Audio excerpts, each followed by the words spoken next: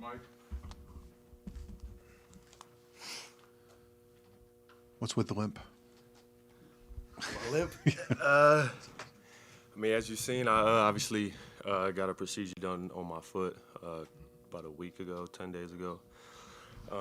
Should or not should, I'll be back in the next 8 to 12 around there weeks.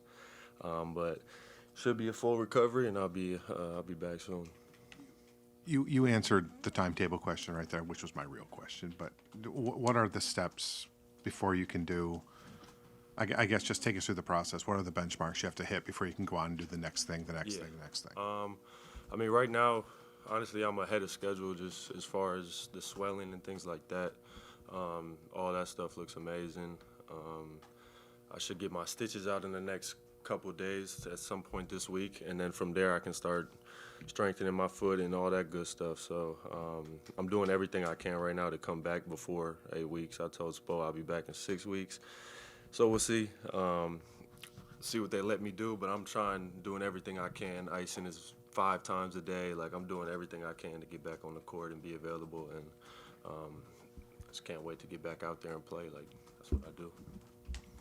Tyler, when did you first feel the pain in the foot? And I guess I know you're trying to obviously avoid surgery. Mm-hmm. It seems like what went into the process and decision to kind of get the surgery, a week or 2 weeks before the season? Yeah, it was tough for sure.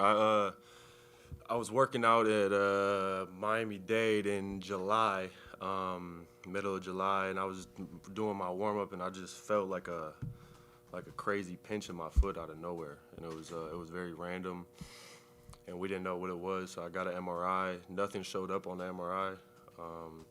Then a foot specialist said I was born with an extra bone in the back of my foot. It's like a very small bone, and no one could see what that bone was doing. And so we did a cortisone shot, or we did a PRP shot, a cortisone shot, another PRP shot. So we tried everything before surgery, and ultimately it was just 2-3 weeks in between each shot. And from July to now, as you can imagine, like three weeks on top of 3 weeks, that adds up. And we got to a week ago, and I was like, bro, I still feel the same pinch in my foot that I felt in July. And ultimately, I was working out, and I was trying to ramp up and be ready to go for training camp, but there was just no way I was going to be able to play through that pinch. It was a pinch in my foot that I couldn't even jump. So, yeah. Hey, Tyler. Just kind of talking about, coming off of your best season last season, and then now you heading into the off season, hoping to have a clearer mind about this sort of stuff, and then you have this sort of injury and surgery. Was there a frustration level to kind of going through this process, knowing that the season's going to be delayed for you a little bit? Yeah, for sure. I had obviously a imagination of how everything's going to happen, before this foot injury.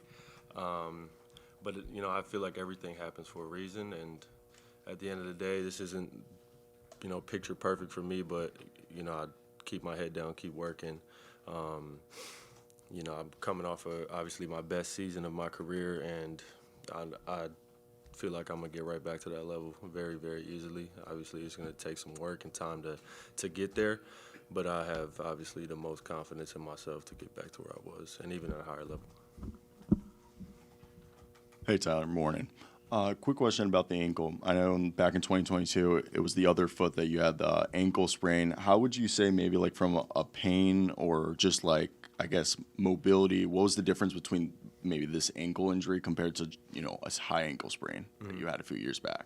Yeah, it was, this was different because it was weird. Like with the ankle sprain, I couldn't walk or do anything.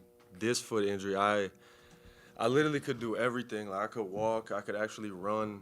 I just couldn't like jump and get fully to my toes, like full plantar flexion in my toes, and that's ultimately what I need to jump and use to get by guys, and I have to be able to push off that foot, and it was locked, honestly. So every time I would try to push my foot forward, it was like it would stop at a certain point, and I didn't have full range of motion in my foot. So before with the ankle, it was more just a casual ankle sprain. This was actually like a bone was blocking my foot from getting through, so they had to take that bone out.